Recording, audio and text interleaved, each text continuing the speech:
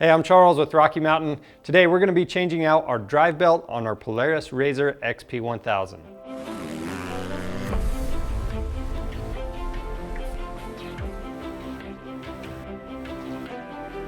If you own a UTV, it's super important that you know how to change out your drive belt. Now, if you've never done this before, we recommend trying this out at your house first. And that way you make sure you have a spare belt with you and the correct tools. And that way you're going to be able to get this job done while you're out on the trail if anything happens to it. So along with that, to help prevent issues out on the trail, Polaris recommends inspecting the belt every 50 hours or 1,000 miles, whichever comes first. So we're going to show you how to do this on our 2019 Polaris RZR XP 1000, but the process will be similar for your 2016 and newer XP and XP 1000s. Whatever machine you're working on, just make sure you reference your model-specific service manual for more info and specs. For parts and tools, we have a lot of different options available on our website, but the stuff we're going to be using is some safety glasses, rubber gloves, some rags, maroon Scotch-Brite, a 10mm socket, a belt removal tool. We're also using the Tusk Flex Drive clutch cover removal tool that comes with a 5/16 inch socket, and this tool just makes it easy to get into the hard to reach places. But if you don't have it, just use that size of socket. Now for the belt, we're using the Tusk Pro Torque CVT belt. This is an upgrade over stock. It's a premium belt at an affordable price, and we are going to be installing this on our machine since our belt is slipping. But if you just need a spare belt, this is a great option for you as well. To gain access to the belt, we're going to get this air duct out of the way.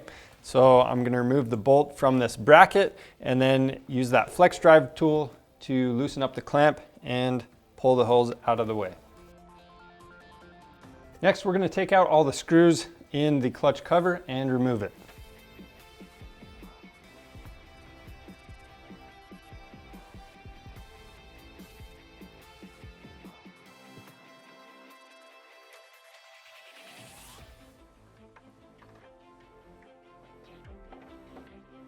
Now to remove the belt, what we need to do is spread these clutch sheaves apart on that driven clutch. So we need our drive belt removal tool. Now with this, you can use the stock one that comes with your machine. The only reason why people go with the aftermarket ones is these are a little bit easier to use. So to do that, all you have to do is set this in place right next to that slider. We're gonna press this down. That's gonna separate the sheaves and loosen up the tension on the belt. Then we're going to grab the belt from the bottom and we're going to work that off the driven clutch. And once you have the belt started off the driven clutch, you can remove the tool and then rotate the clutch, and that's going to help pop the belt off. After that, we'll just move it around that primary clutch. Now, one thing to note is these belts, if you are going to reuse them, you want to install them the same way they came off. So ours, we can read Polaris if we're looking at it from the top, but other belts, they might have arrows. Just make sure you pay attention to that so you can get it reinstalled the same way. Now we need to inspect our belt. So one of the easiest ways to do that is to compare it to a new belt. We're going to look at the width first. So as this thing wears down, it's going to get thinner. So you can see with both of these belts on a level surface, this new belt is quite a bit wider. So we know this one is worn down and needs to be replaced, but other things you want to look for are if this is glazed, or in other words, it has a shiny surface on it all the way around, or even in just some spots, then you need to get it replaced. Same thing if it has hourglassing, and all that means is certain sections are going to be worn more than the others. So any uneven wear, maybe have some frayed cords or other visible damage to this, you want to get it replaced. Now, a couple things I do want to mention with belt wear is the lifespan of this belt largely is dependent on how the machine is driven.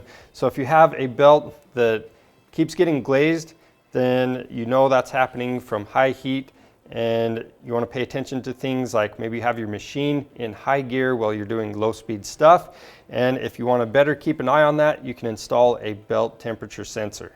Now we need to start cleaning our clutches up. So if you had a belt come apart, make sure you got all the pieces out, as well as any cords that might be wrapped around or stuck on some of these clutches. And you also want to check the air ducts for any pieces, especially this exhaust air duct. Make sure they're all clear.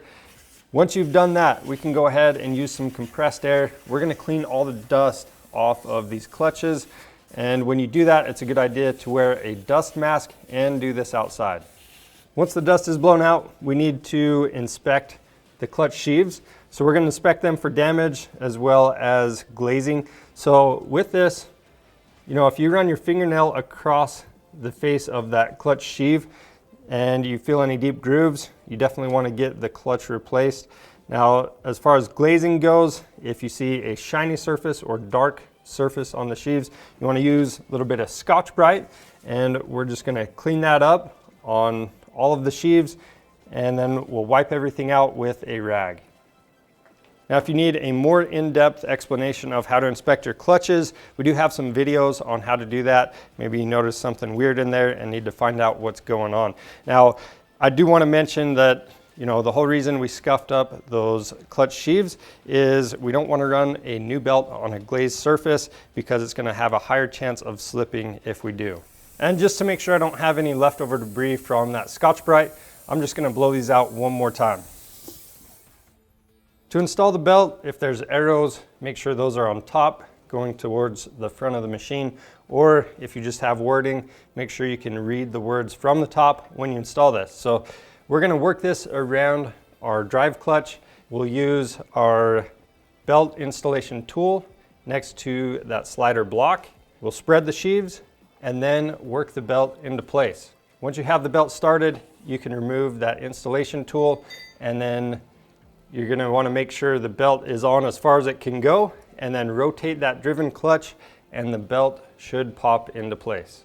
Once the belt is on, you want to rotate that driven clutch 6 or 7 times and make sure that the belt has worked all the way out as far as it can go on that driven clutch.